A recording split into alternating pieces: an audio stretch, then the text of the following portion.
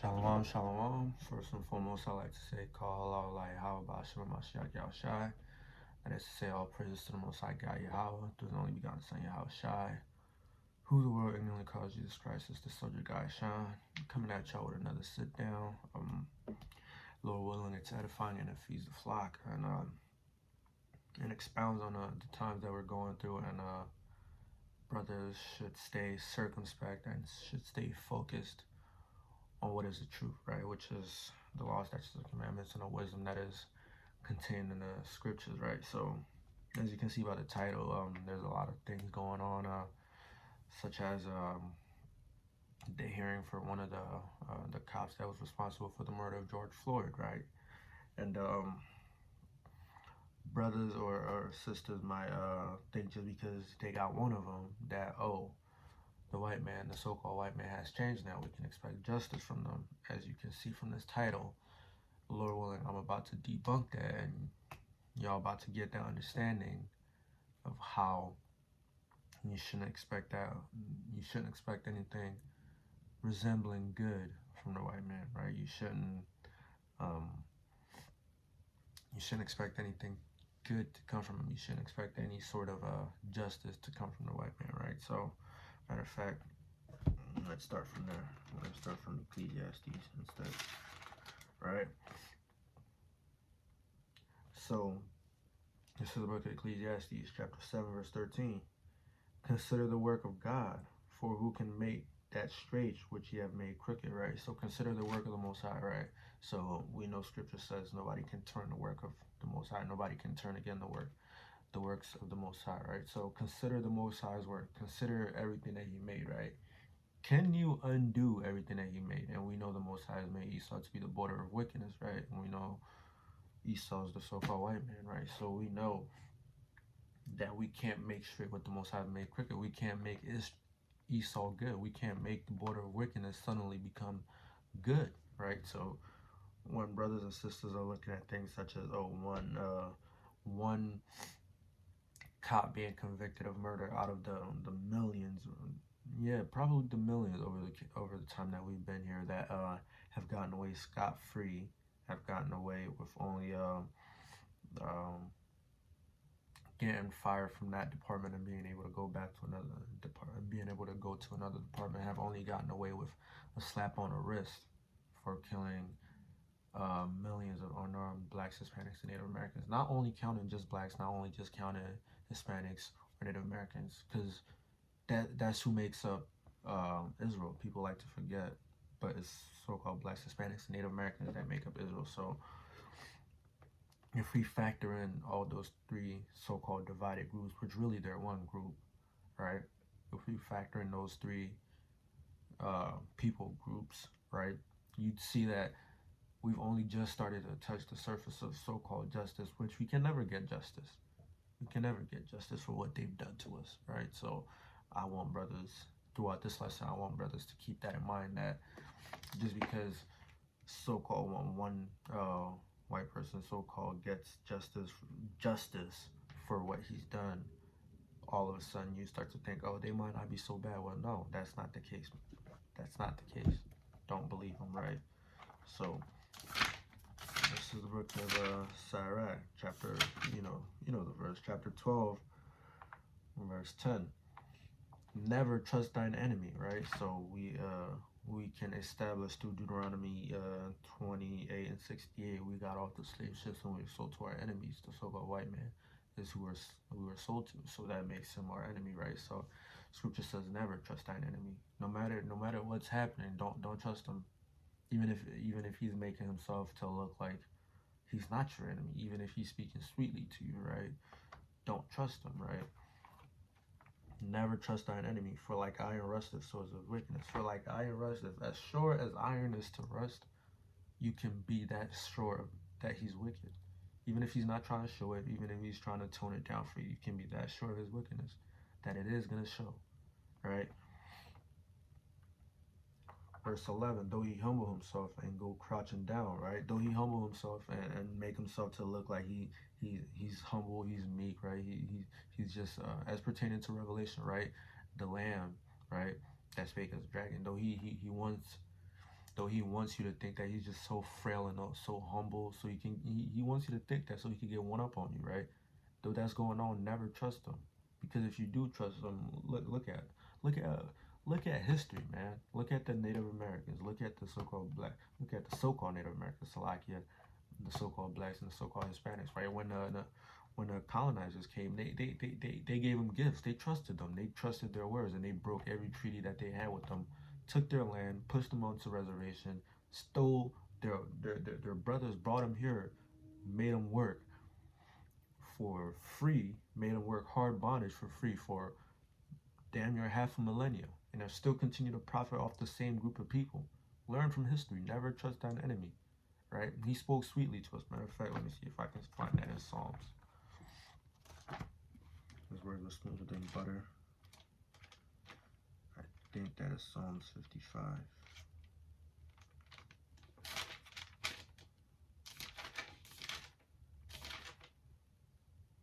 Right. This is the book of Psalms chapter 55, verse 21.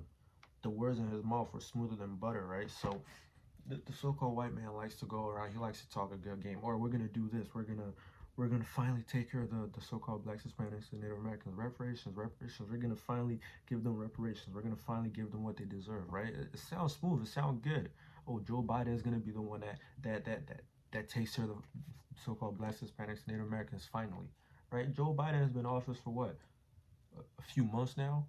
He's taking care of the LGBTQ community more than he's taking care of the people that got him elected, right?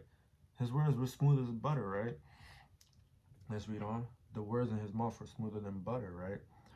But war was in his heart. His words were softer than oil, yet they were drawn swords, right?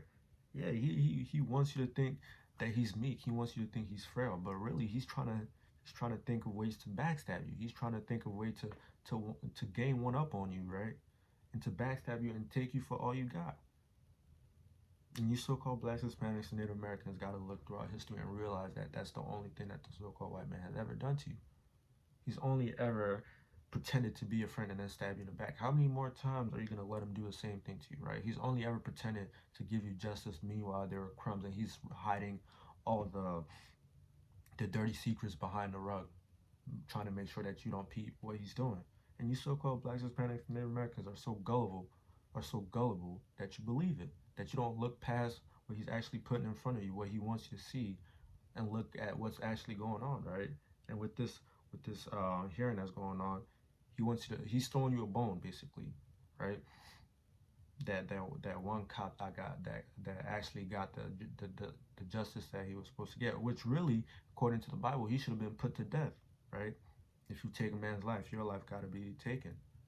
He shouldn't be going to prison and none of that. His life should be taken too, right? But yeah, don't trust him just because he go humbling himself down, right? So let's get back to that side, right? Though he humble himself and go crouching down, yet take good heed, right? Take good heed, right? Yeah, don't fall for it. Even though he's trying to be frail, trying to portray himself as though he's frail, as though he's humble, don't fall for it. Take good heed. Take good heed, which the Bible told you, which is the counsel of the Bible, that never trust thine enemy. Be sure of that decision and don't waver, no matter what he's throwing in front of you, no matter how good he wants you to think that he is. Take heed to the Bible, right? Yet take good heed and beware of him, and thou shalt be unto him as though thou hadst wiped a looking glass, and thou shalt know that his rust has not altogether been wiped away, right? Because if you really look at him, right, if you take good heed, if you really look at him, you'll know that his wickedness is still there. You'll know. You'll observe his mannerisms, and you'll be like, nah, you ain't changed at all, right? Because some people will be like, slavery was so long ago, right? But if you take good heed to the Bible and you see, and you never trust an enemy, and you look beyond what is in front of you, right, you'll realize that going to jail is basically slavery. And then who's in jail are our people, the so-called blacks, Hispanics, and Native Americans, right? And you'll see that the so-called white man has put us there to profit off of us.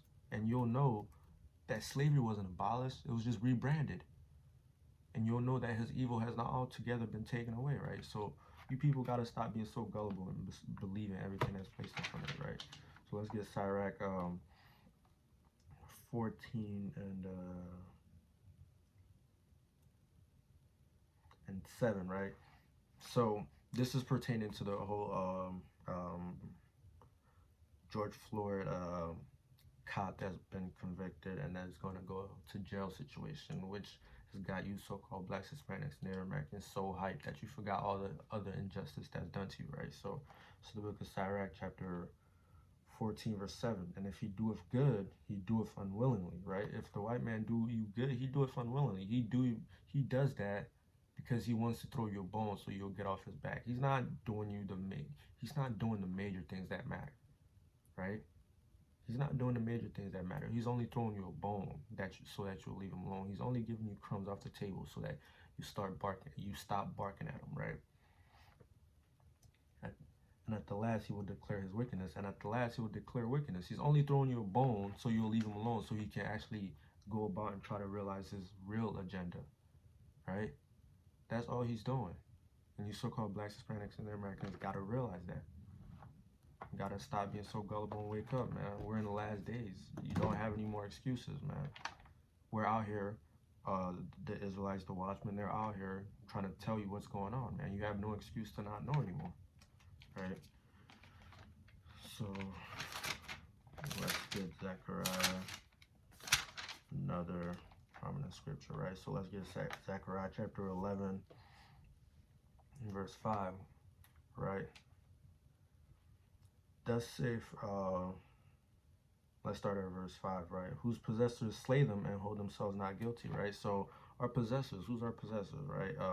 Matter of fact, let's start at verse 4. Thus saith the Lord my God, feed the flock of the slaughter, right? This whole context of Zephaniah 11 is talking about the 2/3, right? So the flock of the slaughter in this case will be the 2/3 of our people, right? So-called blacks, Hispanics, and Native Americans that don't hearken onto the word, who gullibly believe that the so-called white man is going to give them any sort of justice, any sort of semblance, right? So let's jump down to verse 5 for the purpose now. Whose possessors slay them, right? So our people who don't hearken onto them, right? Our possessors slay them.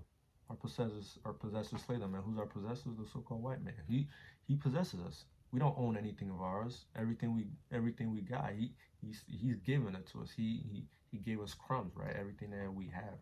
He's our possessor. He owns literally everything that we have. A white man can come into your house right now and take it over. A white man can come into your neighborhood right now, gentrify it, kick you out, raise the prices, and you will never be allowed back in. You don't own that neighborhood. He's your possessor. He owns you, right?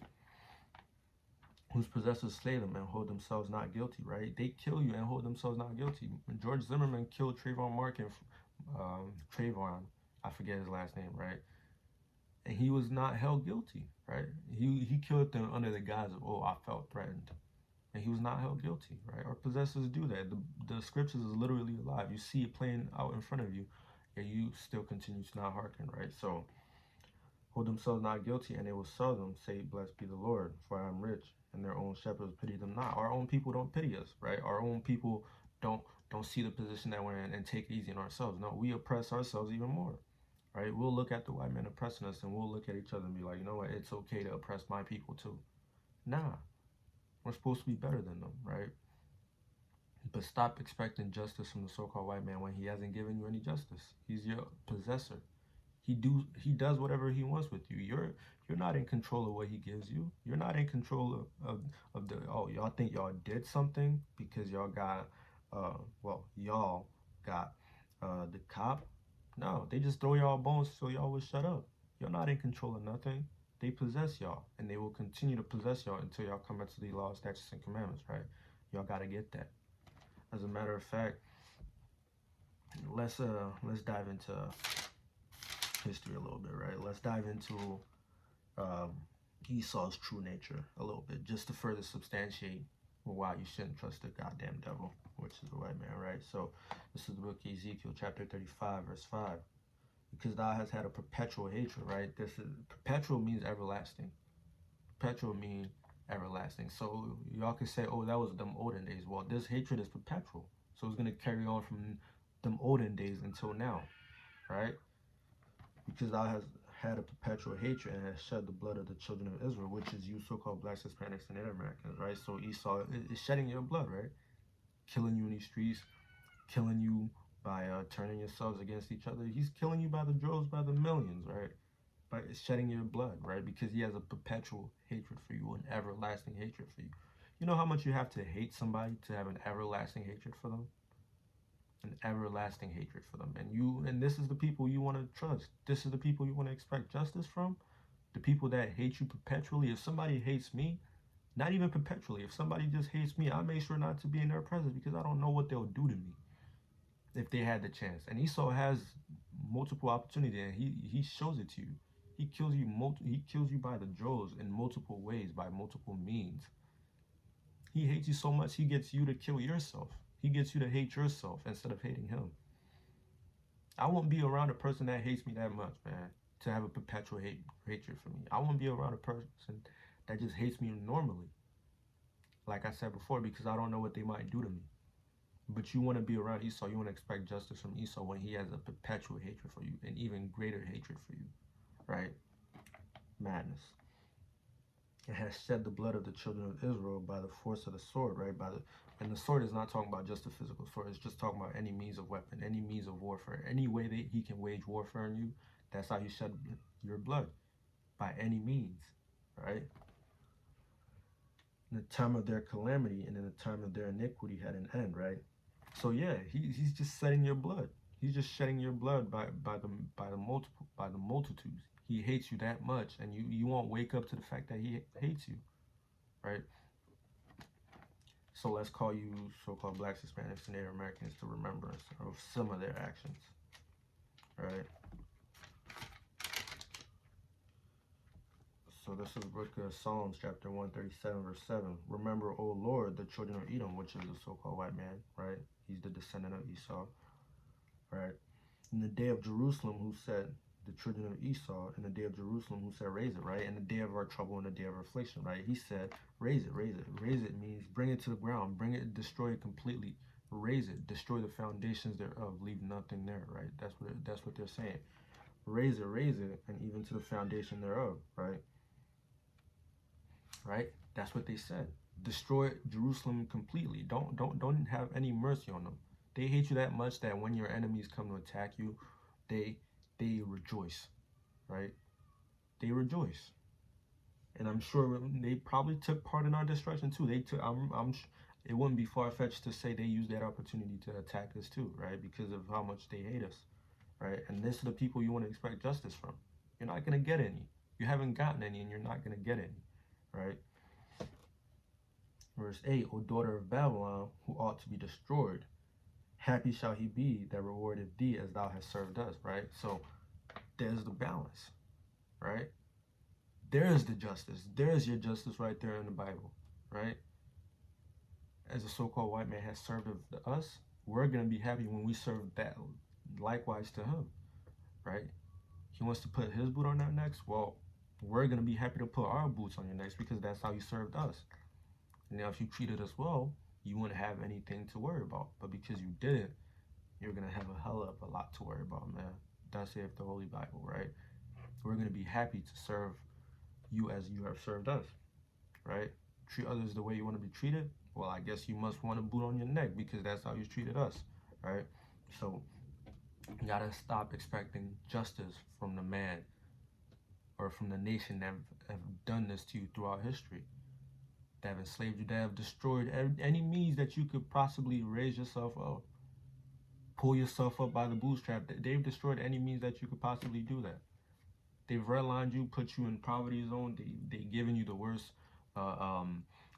foods to eat. They put corner stores in your neighborhoods. They give you cigarettes. They advertise cigarettes to you the most. They do all these things to destroy you because they hate the fact that you even exist. It makes them mad. It makes their blood boil. And you're gonna expect justice from these people? That's idiotic. That's stupid. You can't look throughout history and then expect to have any sort of justice from these people, right? And like I said earlier, just because of this little cop display that, oh, y'all finally got one, right? You think, oh, they're not so bad after all. Maybe they are listening to us. Not, they threw you a bone so you would shut up so they can get through with their real agenda, right? Which is the RFID chip, right? So, and y'all got to watch out for that, right? So don't go into that. Don't trust your enemy just because he does one good thing. Now he's trying to seem good. He's not actually good, and that's what you people gotta understand, right? So what else did I want?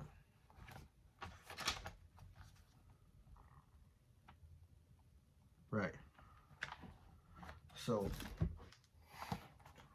this is the book of Sirach, chapter 12, verse 3.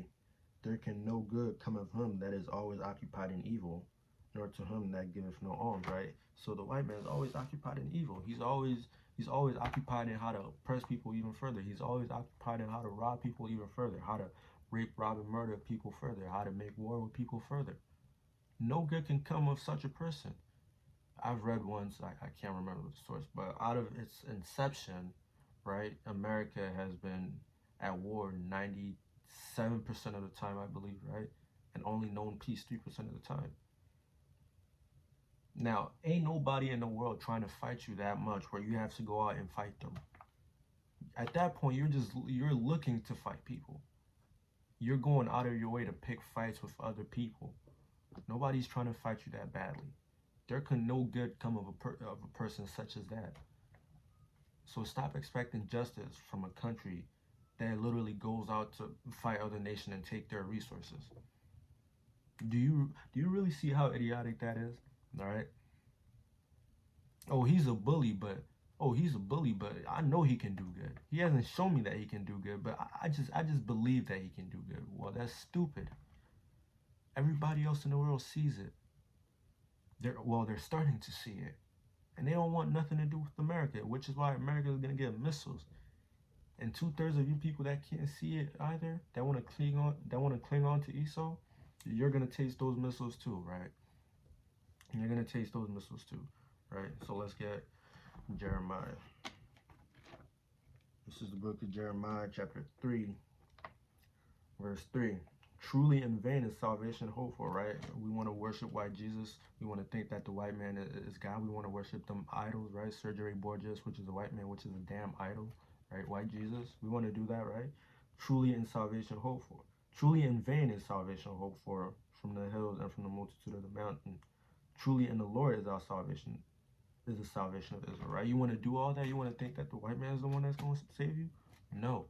Your salvation is going to be from the Lord God of Israel, whose name is Yahweh, whose son is Yahweh Shai, who's come to die for you so-called blacks, Hispanics, Native Americans. That's your only salvation. That's the only way you're going to get justice. That's pertaining to Psalms 37, right? He's the one that wrote it. He's the one that had his men write it, that they're going to be rewarded by the way they treated you. He's the one that's going to give you justice. Nobody else.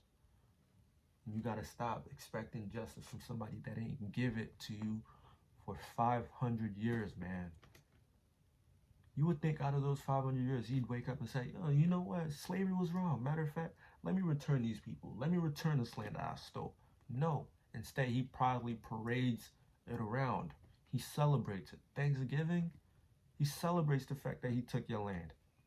He celebrates the fact that he enslaved you, and you celebrate it. You guys have such a case of Stockholm syndrome that he's literally got you celebrating the day that he oppressed you. That is so stupid. The day that he finessed you and took your land, he's got such a bad hold on you that you're literally celebrating the day that he took over your land and started oppressing you. How bad is that? You gotta stop expecting justice from a man who treated you like that, man. It's not gonna lead you anywhere. It's not gonna lead you anywhere good. Right? So let's get Lamentations 4:21.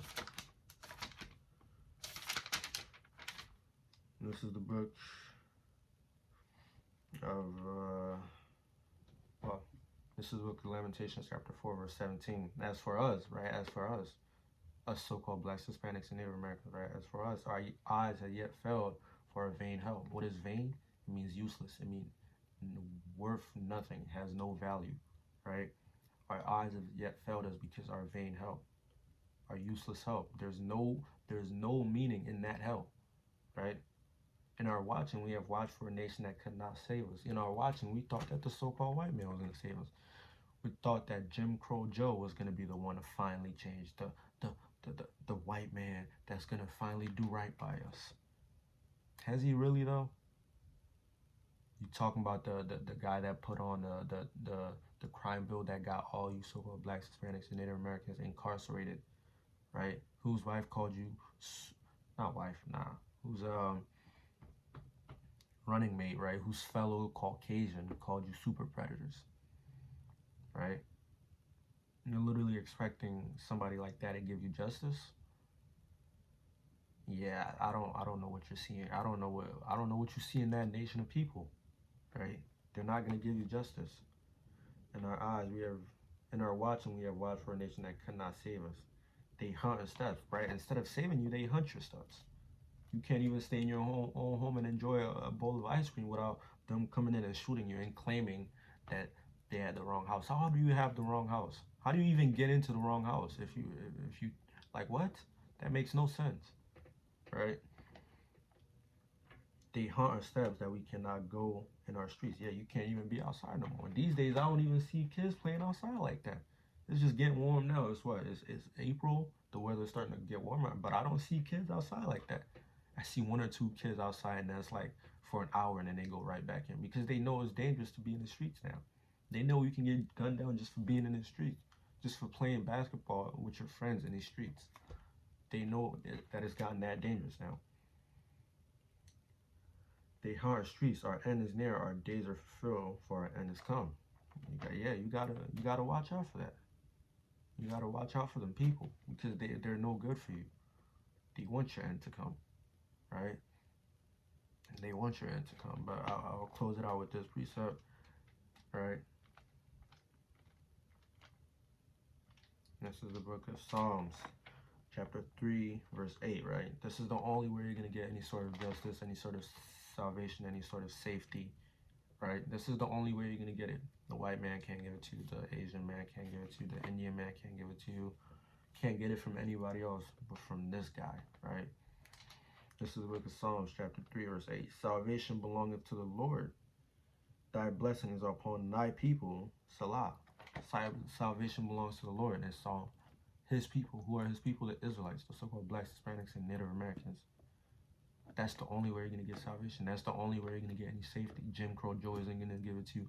Hillary Clinton couldn't give it to you. Barack Obama couldn't give it to you. Donald Trump couldn't give it to you.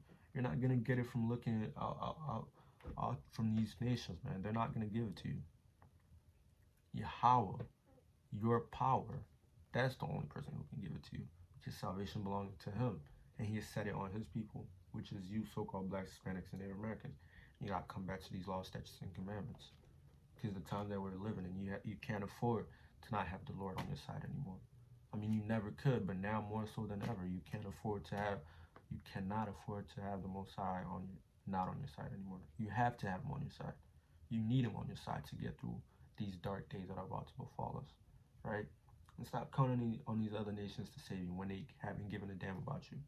Right? Matter of fact, let me get that in Maccabees.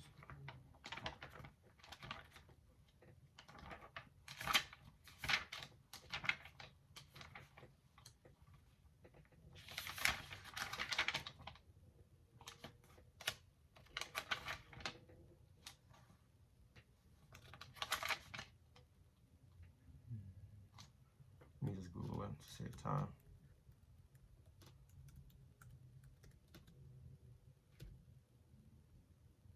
Oh. Let me just Google this. I thought it was on Second Maccabees. Is it 2 and 10 or 1 and 10?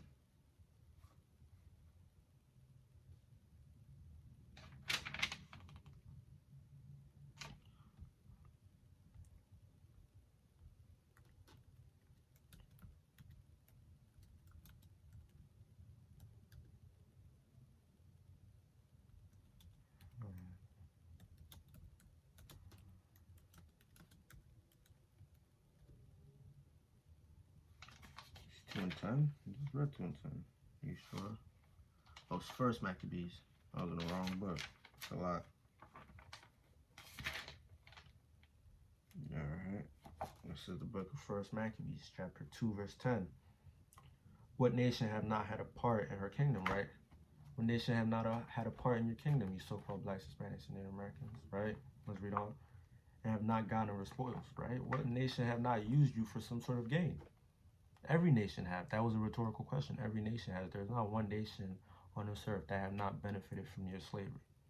All of them have. So stop expecting for the people that benefited from your downfall to upbring you, to suddenly be the ones that uplift you and bring you back to your former glory. It's not them. They're not going to be the ones that do it. The Most High is. That's who you got to turn back to. That's who you got to start worshiping in the spirit of truth. Because everybody else is literally plotting your downfall. They don't want you to come back to rulership. They call you black. They call you niggas and spics for a reason. They don't expect much from you, so why would they help you? They don't want you to be at the top.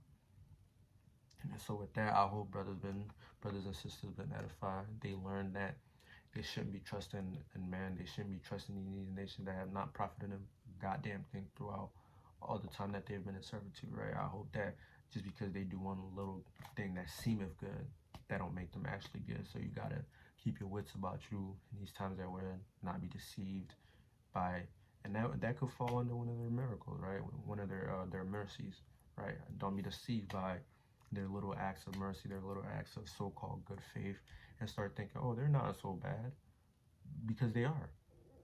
They just don't want you to see what they've actually got going on, and you got to keep that in mind. Never trust thine enemy, right? And with that, I say shalom and death to America.